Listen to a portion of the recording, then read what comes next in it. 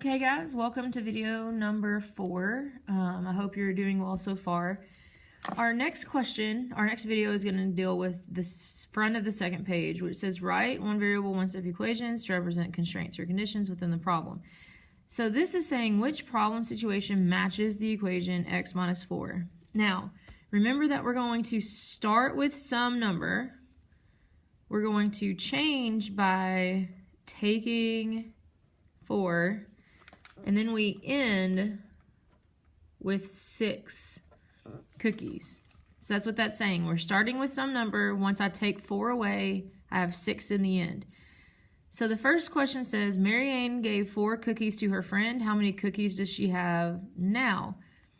Well, the way this is written, what we want to know is how much she started with, not how much she ended with.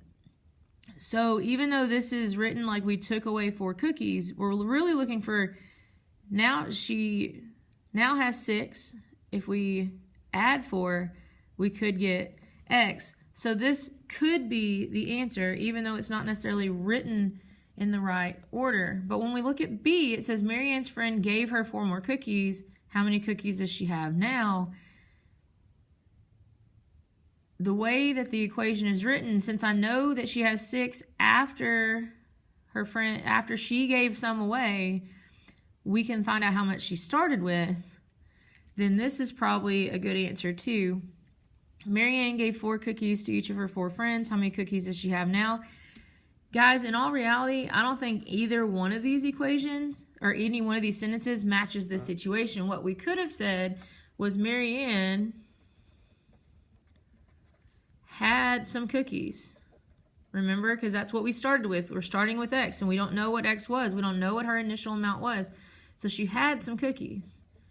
Then what happened? She gave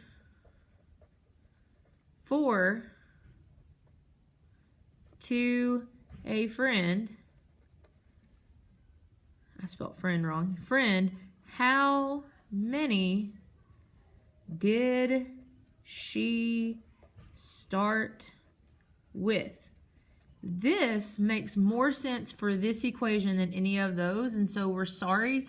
I think the teacher that when we put this question up on the review, we forgot about letter D down here, and I'm pretty sure letter D was the right answer. But this, you should be able to look at the equation, at least know where she started, how she changed, and where she ended, and be able to figure out what the equation is asking you to do.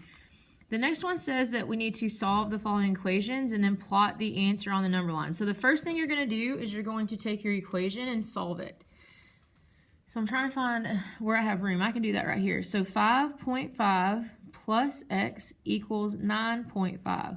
So guys, what is the opposite of addition? Is subtraction.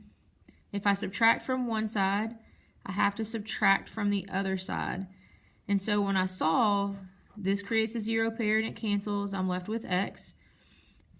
5 minus 5 is 0. 9 minus 5 is 4. So my answer is 4. So on the number line, you can literally put this wherever you want. Let's make this 0. So if that one's 0, 1, 2, 3, this one would be 4. So my answer has to be there, and that would be x. X equals 4. On the next one, we have -4 plus x equals 2. Remember, we have to think opposites when we're solving equations. So we have -4 plus x equals 2. So what's the opposite of -4? Well, the opposite of -4 is a +4. And if I add 4 to one side, have to add +4 to the other side. This creates a 0 pair. I'm left with x. 2 plus 4 is 6. And just like before, if I want this one to start 0, 1, 2, 3, 4, 5, 6, so I would put a dot and call that one x. And then my last question, I have the length of a rectangle L is 9 feet more than the width. Which expression can be used to represent the length in terms of the width? Well, I know that L is equal to 9W, so then my answer has to be J. I hope this helped out, and stay tuned for our last video.